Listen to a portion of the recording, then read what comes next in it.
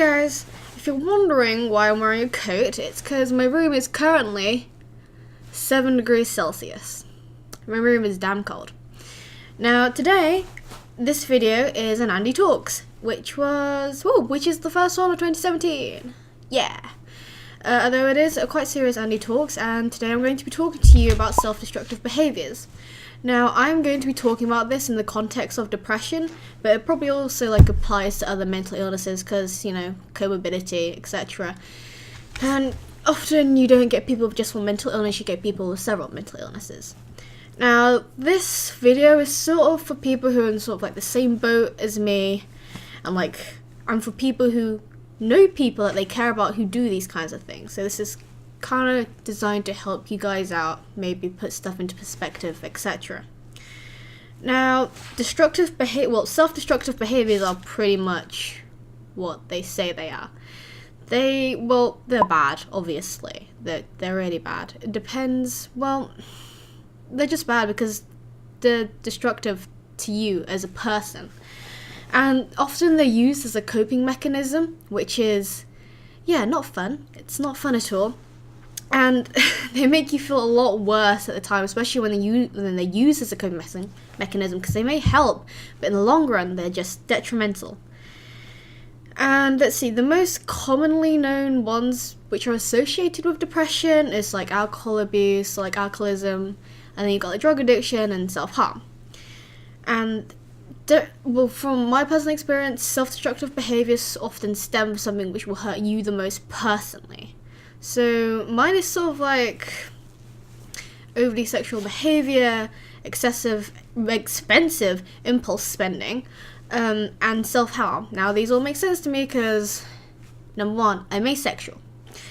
Number two, money is a very sore spot for me because of situational and social pressures in my life.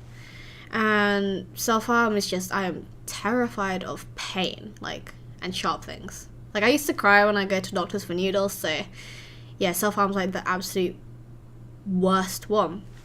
So self-destructive behaviors are super, super sucky, but it's I want people who are going through the same things to know that they're not alone. You're not alone, okay? I want this video to help someone out there to hopefully feel better about themselves if they're feeling pretty bad right now, because I know it's winter, and seasonal depression is a very big thing. Even people who don't suffer from regular depression, people who don't suffer from depression year round anyway, they can also be affected by this because winter fucking sucks, especially if you're in England when it's grey and it's dull and it's awful. And if you're wondering why I keep looking down, it's because I wrote all my notes down on my phone, so I know exactly what I want to say. But I'm still stumbling over words because that's just how I am. Okay, so the best way to deal with self-destructive behaviors is to first identify the destructive behavior. I've identified mine. I know what I do. Some people may not be aware of their own self-destructive behaviors, but if you're someone who have noticed that someone you care about is doing these things, then maybe you can go ahead and help them with identifying that, because identifying that and then finding a way to mitigate it or sort of control that impulse or feeling is the best first step you can do to stop yourself from doing it. In particular with self-harm or sort of excessive spending, etc., those things you can sort of catch yourself doing, and you can talk to people.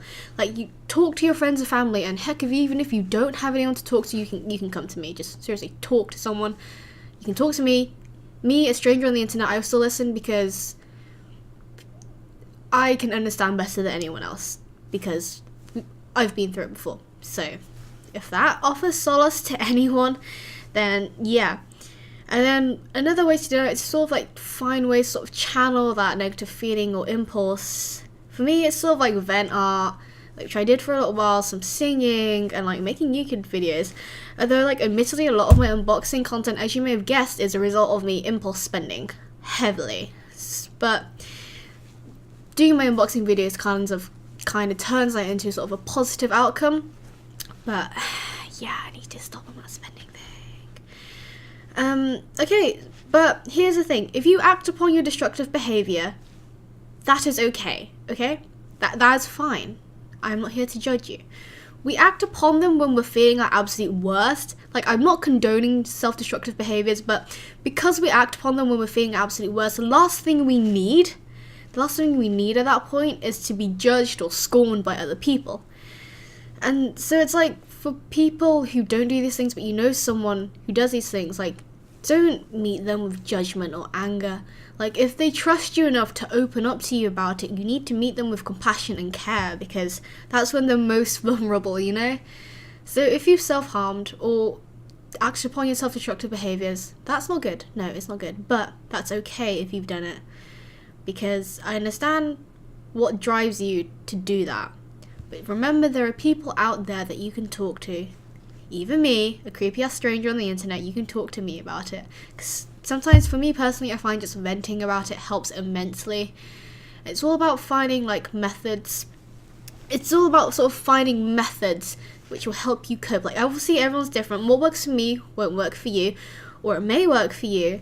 It's just trial and error, because, you know, people like us, and when I say like us, people who are mentally ill, who have done these things, we're really damn tough, you know, we're really damn tough. We're still here, and we'll fight it through. Self-destructive behaviours are just one sort of step back on the road to recovery, and sometimes the road to recovery is infinite and long, but it just makes us stronger, and we can keep going. So just know that you're not alone in this if you're experiencing sort of bad times right now, because I have been doing self-destructive behaviours, and yeah, they're not good, but I'm aware of them, and I always do my best to try and stop them. But luckily I have good support. Like, if I've acted upon them, people don't, well, they do sometimes get mad at me, but it's hard for them to understand. But yeah, well, it's just basically just have empathy about people who don't do these things, you know. It's not easy for us.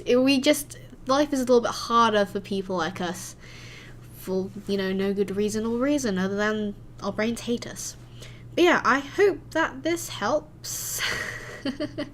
Let me know if there's like anything else you want me to do an Andie Talks on, because I don't know, it's good for me to get these things off my chest as well, because obviously when you live in a family who don't quite understand like depression or mental illnesses or why you do the things you do, it's just, I don't know, a good way for me to sort out my thoughts, and a good way for me to hopefully, I don't know, show people who are in the same situation as me that they're not alone, that they can reach out to people, that there are ways to get around this, that you're not by yourself. You're only by yourself if you let yourself be by yourself. And I know sometimes you may feel like that because it's hard to reach out when you're feeling bad, but yeah, that's that. Well, I hope you guys found this helpful. Don't forget to like and subscribe. If there's anything you want me to talk about, like I said, let me know down in the comments below. But